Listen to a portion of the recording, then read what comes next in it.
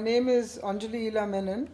I was 7 years old in 1947, where my father, who was a lieutenant colonel in the army, was in command of the hospital in Murray.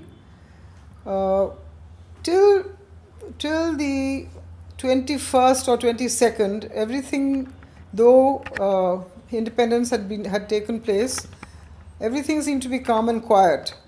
And we were not in any hurry to leave. We had not packed or anything. There was no question of leaving Murray at the time, because one had not foreseen that there would be the partition. We knew there was an independence, but we had not foreseen that there would be such mayhem. Around the 24th of August, my father's great friend, who was also a doctor, but a civilian doctor, my father went to see him, and he said, "I'm not leaving." Various rumors were there in the market that, there's going to be trouble, you better leave, Hindus had better leave. But that friend of my father, the doctor, said, "No, I'm not leaving. I've been born and brought up in Murray. I have practiced here for the last 40 years. I'm not going to leave." He was an old man. Next morning, on the 24th, we found that this man lay in a pool of blood and he'd been murdered. He'd been assassinated. At that time, then, my father thought that he should at least get us, the family, out of Murray, and we go down to Rawalpindi, where the large part of the army was. So we got into a jeep and we packed a few belongings. Most of our stuff we just simply had to leave behind. There was no time to take it. My father had an old Hillman, but he left the car in Murray and he came down to Rawalpindi with us in the jeep. And my earliest memories are being made to lie down in the jeep, because all the way down there was sniper fire and our vehicle was being fired upon. Finally we got to Murray. We were in the army mess there, and by this time things had become very bad. Riots had started, people had started arriving wounded and dead from the other side. And my father thought that the best thing was to get us, the family, out of there as fast as possible. There was a military Dakota leaving Rawalpindi for Delhi. So he got places for my mother, myself, my small sister, and one of our servants, an old faithful servant, to go back to Delhi in the Dakota. In those days there was no telephones. We could not tell anyone in Delhi that we were coming. But we got into this plane, and I remember again one of my earliest memories, that we were sitting on the floor. There were no seats in that plane. There were just sacks, lots of soldiers, and two families. There was us and one other Sikh family who's also a doctor in the army. So we arrived back here, and fortunately my aunt was married to someone who lived in Sujan Singh Park. But the early trauma that I suffered was the day we arrived, my aunt's dhobi, walked into the house holding his stomach. The whole stomach had been slashed and he was holding onto his intestines. So all my aunt's servants were Muslims. So they were all accommodated in Purana Killa, where there was a huge camp where people were being kept for safety. By this time the riots had started, trains had started arriving in both places full of dead bodies.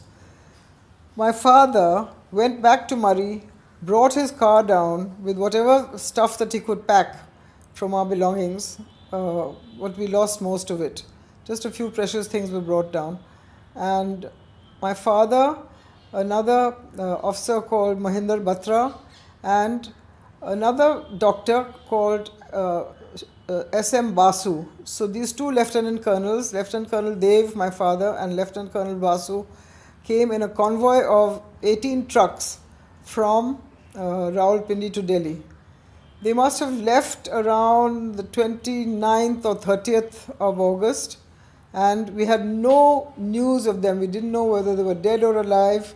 We waited and waited, and they didn't reach till the end of September, because on the way, my father, who was a surgeon, was operating on many bodies, people who had been wounded and left on the roadside, so he was stitching them up.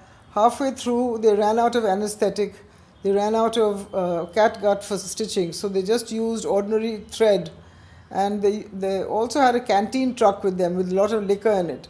So they used the liquor as anesthetic, pouring it for the people to drink who were being operated, and pouring the alcohol on the wounds to stop infections. My father wrote then a very sad account of what had happened. He said the Jhelum river ran red with blood, and there were thousands and thousands of refugees walking and walking.